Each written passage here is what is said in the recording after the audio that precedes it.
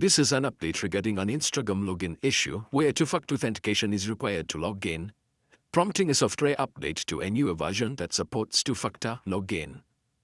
As I mentioned earlier, this mostly affects users who have upgraded to newer devices, performed a factory reset or simply enabled two-factor authentication, and then try to log in shortly after. Additionally, even though it prompts for a software update, access still remains limited where the software is already up to date or doesn't need an update at all.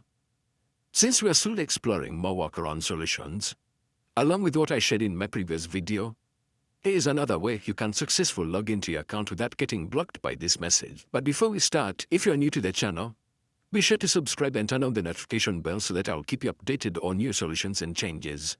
Now, for verified accounts, the solution I'm about to show might still be a bit tricky due to the advanced protection features, but it's worth trying as I continue searching for more solutions.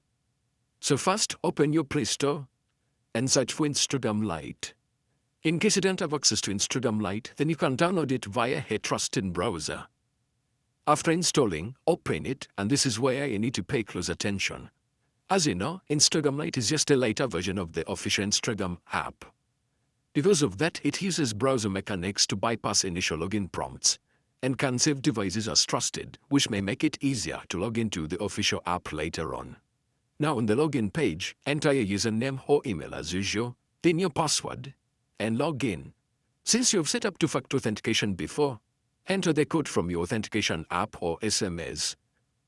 Now before logging in, make sure to select Trust this device because this step is more important. Once you're logged in, then now you can return to the official Instagram app. Enter your login details, and because you trusted the device, you won't need to enter any security code to log in, and therefore you should be able to log into your account successfully without getting through the restriction. If this method doesn't work, another option is to log in via browser.